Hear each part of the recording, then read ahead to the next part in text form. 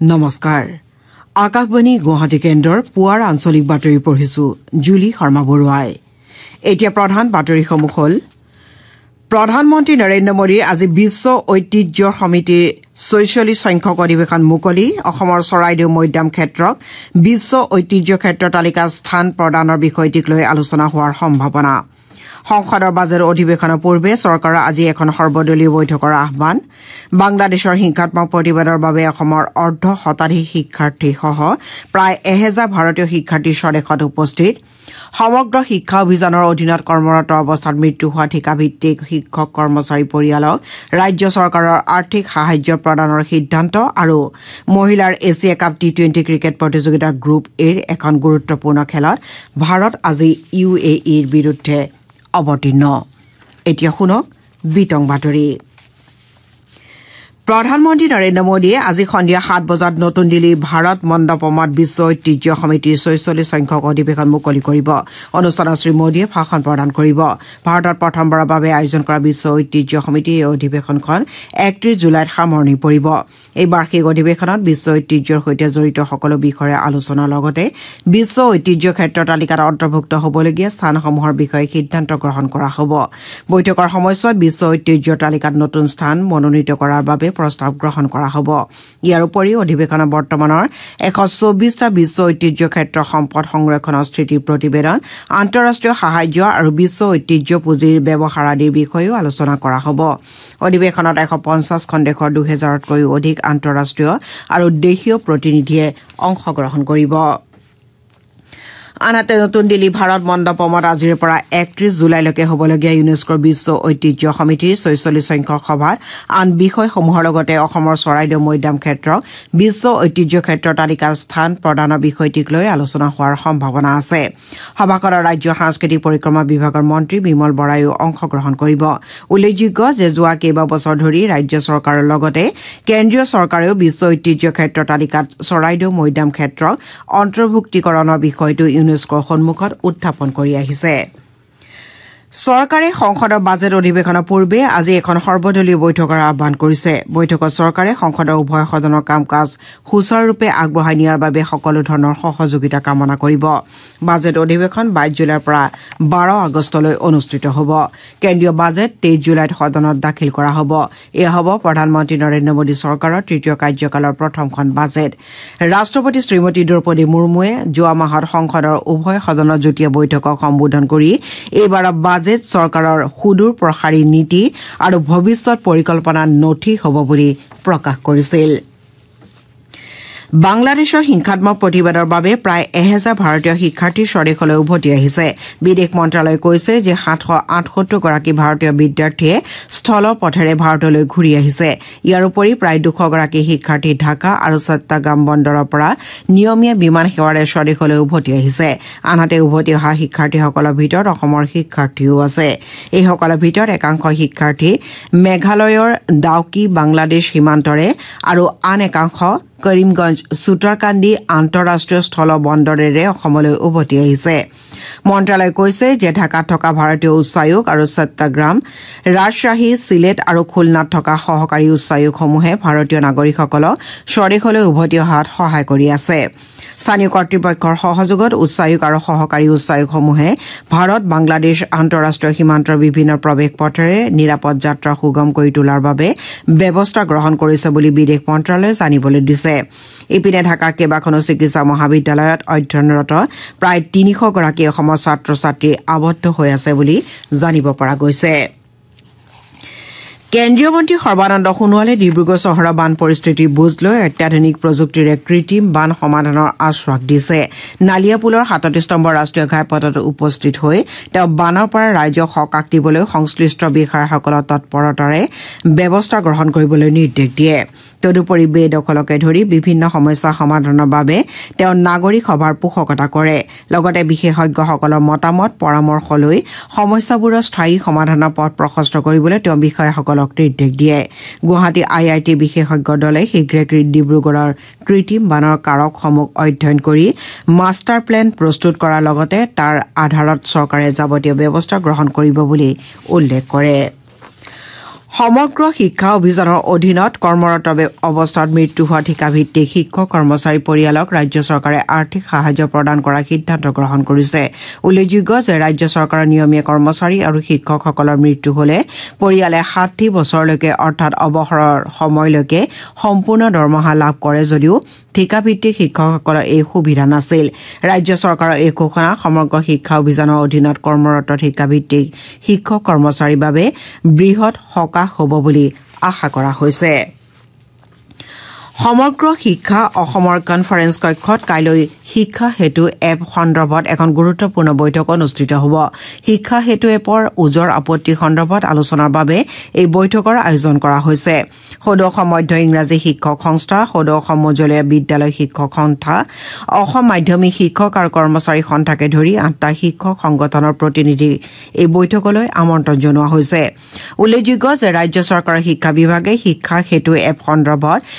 বিভিন্ন পক্ষৰ পৰা লাভ কৰা অভিযোগৰ পৰিপ্ৰেক্ষিতত এখন 3জনীয়া সমিতি গঠন কৰি দিছে।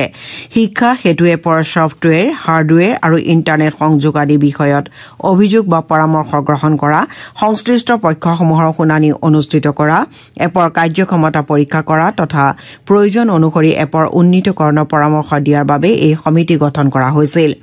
শিক্ষা হেতু এপ ব্যৱহাৰকাৰীসকল অৰ্থাৎ শিক্ষক সংগঠন, শিক্ষক কৰ্মচাৰী আৰু সমগ্ৰ শিক্ষা অসমৰ shikshasetu.assam.gov.in যোগে অহা 7 আগষ্টলৈ তেওঁলোকৰ অভিযোগ পৰামৰ্শ দাখিল কৰিব পাৰিব। এতিয়া শুনক খন্তেক বিৰতি।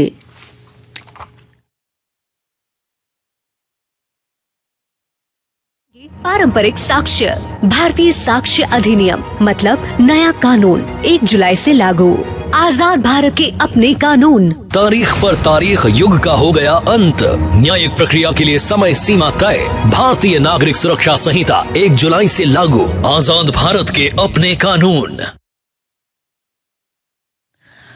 শ্ৰোতাসকলে আঞ্চলিক বাতৰি শুনিছে আকাশবাণী গুৱাহাটী কেন্দ্ৰৰ পৰা।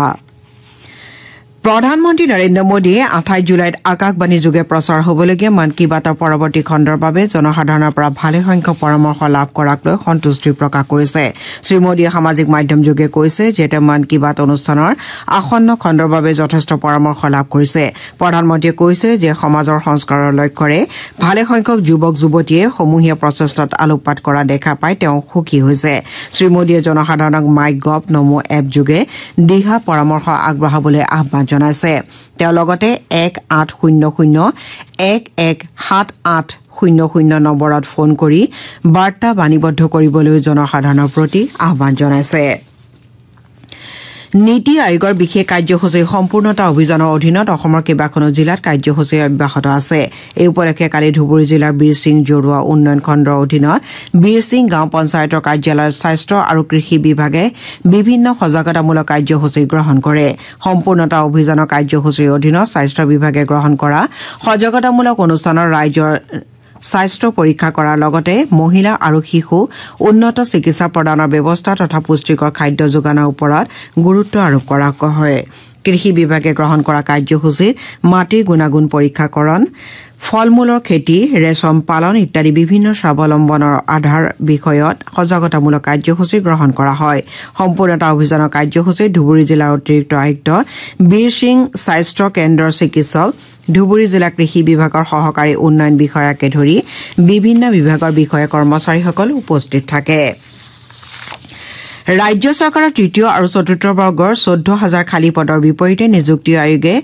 32 লাখতকৈ অধিক আবেদন লাভ কৰিছে। নিযুক্তি পৰীক্ষা পৰিচালনাৰ দায়িত্ব লাভ কৰা সেৱাই প্ৰকাশ কৰা তথ্য অনুসৰি 15 ছেপ্টেম্বৰত অনুষ্ঠিত হ'বলগীয়া তৃতীয় বৰ্গৰ পদৰ বিপৰীতে